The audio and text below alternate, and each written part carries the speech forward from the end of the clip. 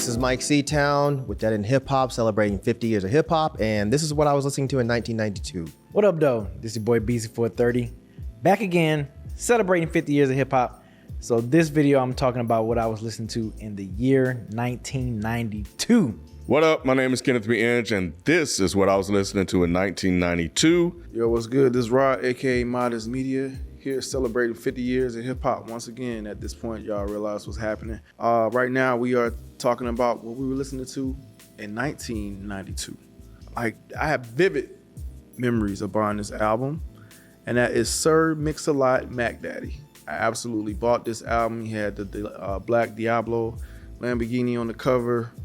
So yeah, I definitely remember buying this one in this year. Mac Daddy by Sir Mix-a-Lot. The Luke joint, I Got Shit on My Mind. That had the Head and Morehead joint on there. I didn't buy this one, but I definitely had it on tape, and that is Luke, I Got Shit on My Mind. We've heard all these songs. Like this is a blank tape. Yeah.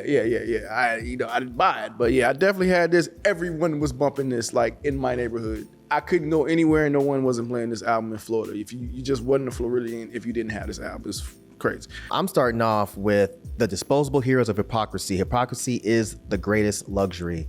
I wore that album out in 1992. I absolutely loved that project. Lord Finesse, Return of the Funky Man. This was his first album without DJ Mike Smooth. And it wasn't on his label either. So, and we got the introduction, because this was back then when you can buy singles, and the singles have like some of the stuff that's on the B-side that wasn't on the album. So on the single Party Over Here, they had Yes You May remix, Big L. Big L was on that joint. Buying singles was cool as hell back in the day as well. Spice One is definitely one the self-titled album is definitely one I had growing up around this time. Modest Media mentioned it. Spice One, self-titled debut. Bumping the hell out that shit. That was, introduction to Spice One. That damn album, man. I know Ken gonna probably have that one on this list too. That damn Spice One, man. Special. Spice One, definitely Spice One, another West Coast artist. So I was on that shit as well. Diamond D, Stunts, Blunts, and Hip Hop. I got that from my sister. Not intentionally. She didn't know she was giving it to me, but I got it from her. Now this is when I was like, okay, Gangstar is in the groove. Daily Operation, their third LP. At the time when I thought it was their second LP, dope as hell. It's amazing because I remember they released Dwick around that time. That album came out, but it didn't come on Daily Operation. It ended up being on Hard to Earn, which came out in #94. So interesting. But Primo was really starting to home into his beat, his beat style at that time. One that I think we kind of talked about earlier on a Classic Review was Arrested Development. 3 years, 5 months, and 2 days in life. I definitely was listening to that. Around this time, Tennessee was the popular joint off of that one. Arrested Development, 3 years, 5 months, and 2 days in the life of. They had a big song out. So, of course, you kind of have a big song and you navigate and go pick up the album because you hope there are other really good records on there. DJ Quick, Way Too Funky, played it. Another, like I said, I mentioned before with his debut. DJ Quick is one of those artists that just do not get mentioned enough when it comes to producer MCs. I'm not even gonna lie. Crisscross, totally crossed out. I was obsessed with that album in 1992. I listened to it every day. I missed the bus. That is something I will never, ever do again. I love that shit. I am not ashamed to say I also was bumping Crisscross, totally crossed out. I was absolutely playing that. I know they was from Atlanta, but yeah, we definitely was bumping that in Florida. South Park Psycho by Gangstar Nip. And there are a couple of other artists that kind of ran in that circle that I'm gonna end up mentioning later. But if you guys haven't heard that, it's a deep cut. Beastie Boys, Check Your Head. I was a big skate kid back then, and that was like the perfect album to skate in. So skate to, excuse me. So yeah. This is the first time I think I've actually purchased soundtrack, and that was Deep Cover. Deep Cover had a dope soundtrack around this year, so I definitely was bumping that. I was on my West Coast thing, man, and I don't know why or how I even got this album, but there's this group called College Boys, and they had this album called Radio Fusion Radio.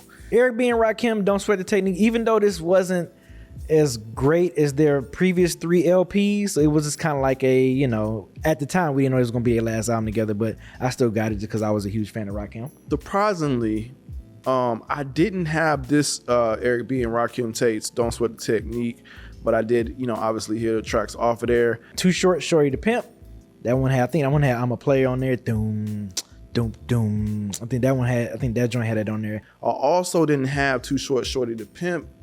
I didn't have it, but I played that song and some other songs off of that actual album. Little Big Man by Bushwick Bill. Don't ask me why. But of course, Ghetto Boys, of course.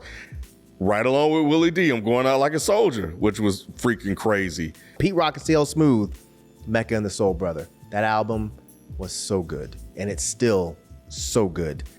Pete Rock and CL Smooth, Mecca and the Soul Brother, a really, really, really good album. Of course, Pete Rock and CL Smooth, Mecca and the Soul Brother. I mean, Where They Reminisce Over You. What more can you say about that? I mean, it's bruh, straighten it out. Like, it's, man, come on. Another West Coast album, Penthouse Players Click, called Pay the Cost. Nobody knows any of these West Coast albums that I'm mentioning. But yeah, definitely was checking, had those in the rotation. I've talked about this before. I absolutely was playing UGK, Hard to Swallow. I probably should not have been playing that, but I absolutely was. Tell Me Something Good. I think Pocket Footstones on that one too. I can't remember exactly what all on that. Self-Titled from House of Pain. I mean, I was jumping around, bro. I can't even lie. Far Side, Bizarre Ride to the Far Side, their debut album, Passing Me By. Of course, that's a memorable joint on it that brought me to purchase that tape. Far Side, Bizarre Ride to the Far Side. I mean, that was another one of those alternative hip-hop classic albums. I absolutely loved it. Bizarre Ride 2, The Far Side, of course, Pass Me By. It was huge back in the day, so you had to have that one. And Ice Cube, The Predator. I always talk about that Ice Cube run, and this was definitely one that I played heavily around that time. Ice Cube, The Predator. Ice Cube was still on that hell of a run, coming off the Death Certificate. You know, of course, we had the classic Today Was a Good Day that pretty much propelled this album to be huge, but this album was amazing. Couldn't tell Ice Cube shit back then, man. There was Redman, What the Album. I loved that shit. Redman, What the Album, Redman's debut album. People do not, boy, y'all better do the knowledge. Redman, What the Album. This was Redman.